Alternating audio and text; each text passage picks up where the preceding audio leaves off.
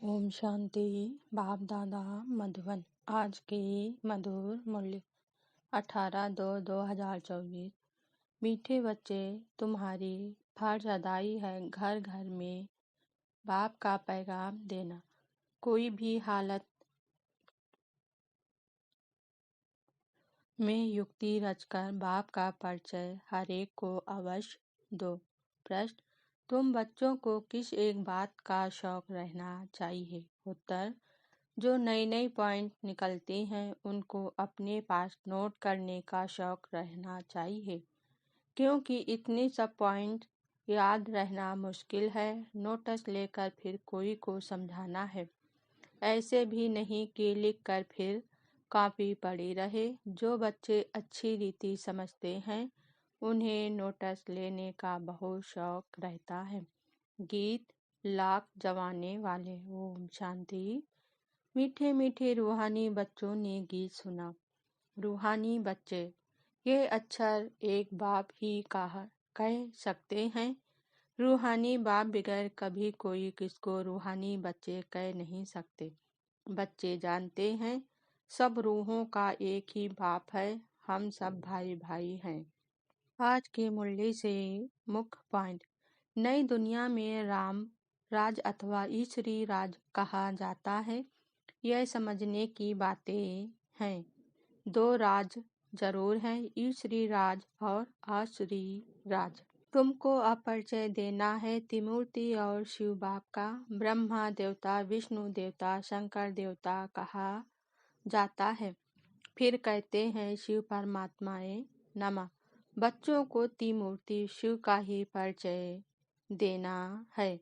बाप की नॉलेज देनी है। मुख्य है त्रिमूर्ति शिव, इनका ही कोड आप आमर्स भी बनाया है। कहते हैं शंकर की जटाओं से गंगा निकले, जिसमें स्नान करने से मनुष्य से परी बन जाते हैं, मनुष्य से देवता बन जाते हैं। जो मेरी मत पर चलते हैं वह देवता बन जाते हैं।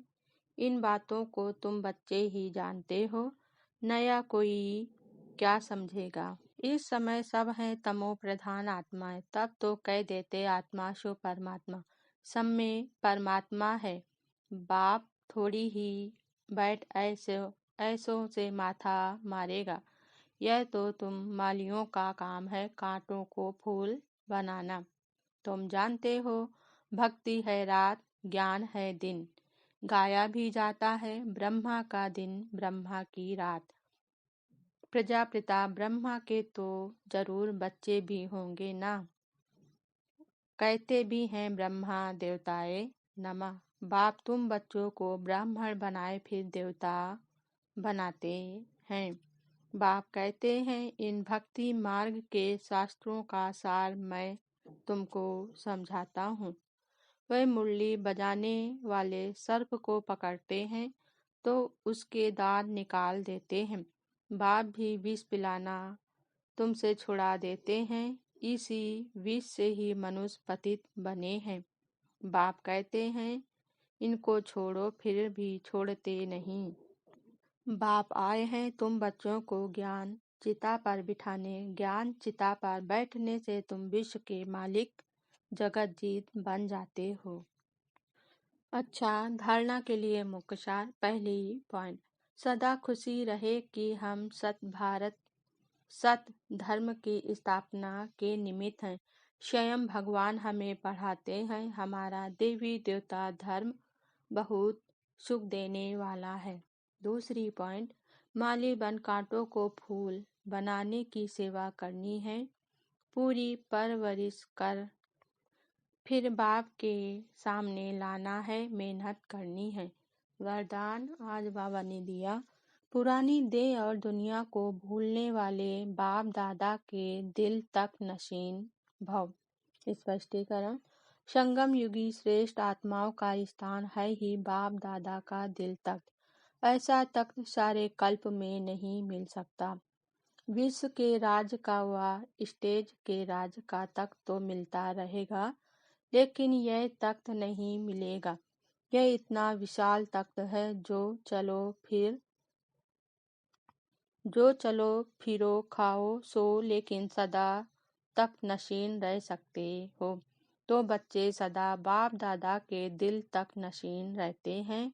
वे इस पुरानी दें वादे की दुनिया से विस्मृत रहते हैं, इसे देखते हुए भी नहीं देखते। स्लोगन आज बाबा ने दिया, हद के नाम मान शान के पीछे दौड़ लगाना अर्थात परछाई के पीछे पड़ना। अव्यक्त इशारे, एकांत प्रिय बनो, एकता और एकाग्रता को अपनाओ। स्पष्टीकरण, जैसे कोई भी नई इन्वेक्शन अंडरग्राउंड जाने से कर सकते हैं, वैसे आप भी जितना अंडरग्राउंड अर्थात अर्थमुखी रहेंगे उतना नई नई इन्वेक्शन व योजनाएं निकाल सकेंगे। अंडरग्राउंड रहने से एक तो वायुमंडल से बचाव हो जाएगा, दूसरा एकांत प्राप्त होने के कारण मनन शक्ति भी बढ़ेगी, तीसरा कोई भी माया के विघ्नों से सेफ्टी का साधन बन जाता है। ओम शांति।